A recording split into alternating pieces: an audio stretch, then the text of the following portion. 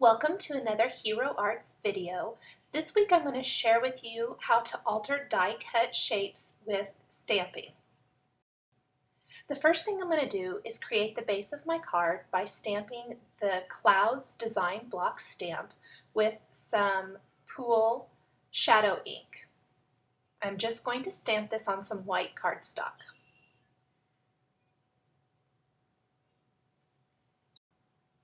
After I've stamped that, I'm going to go ahead and cut it out using my paper trimmer, just right around the edge of the stamp design.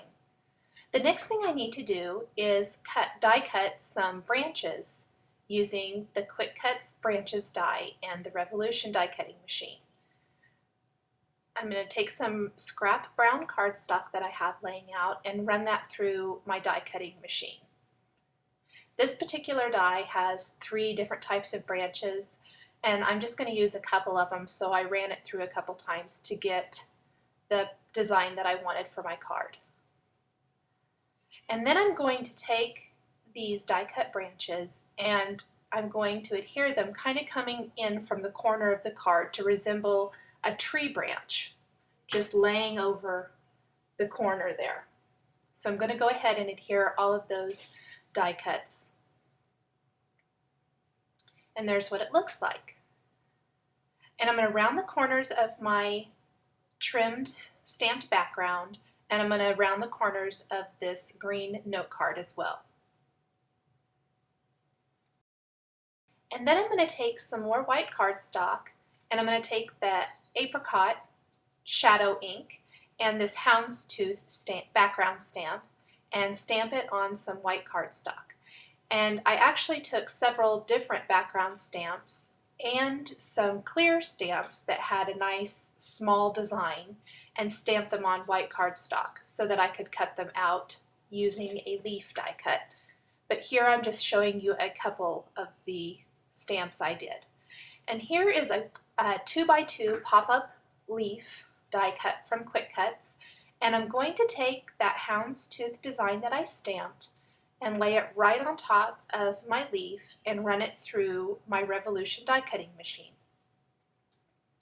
And I did this quite a few times because I wanted to get a bunch of leaves. And here you can see what it looks like. And it has a pop-up styling, and I didn't particularly want to use that for this card. So what I'm going to do is I'm going to trace that die cut line with a fine tip pen, black pen. And I'm just going to trace over that inside portion there. And then I'm going to take it out and I'm going to just snip the end of it there. And I'm going to use the inside portion only. And here you can see a bunch of the leaves that I've done this way. It adds a nice little black line to the outside of the leaves.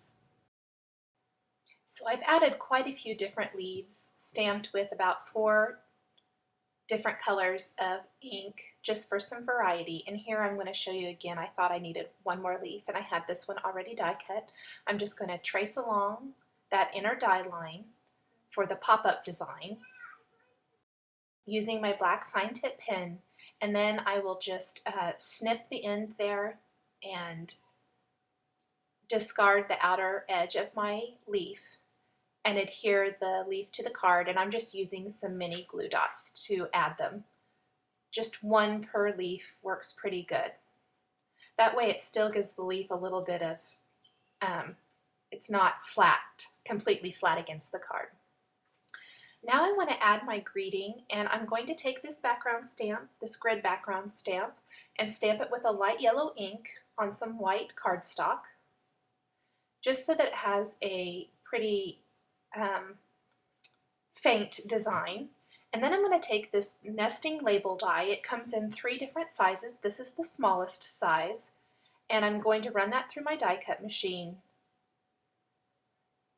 to get a place to put my greeting. And that is the inside portion. I also ran it through again using some brown cardstock to frame up my greeting block. And I just picked a greeting that says "So happy for you," and I'm going to stamp that with some black ink. And once I've stamped my greeting, I'm going to go ahead and adhere that label to the bottom right corner of my card. And it's just going to lay over the edge a little bit, so I will adhere, or flip it over rather, and trim off any of that extra. Just going to trim that off. And I'll also trim off any of the leaves that are hanging over the edge. And then I added a little bit of string and a little sewn strip. Thanks for watching.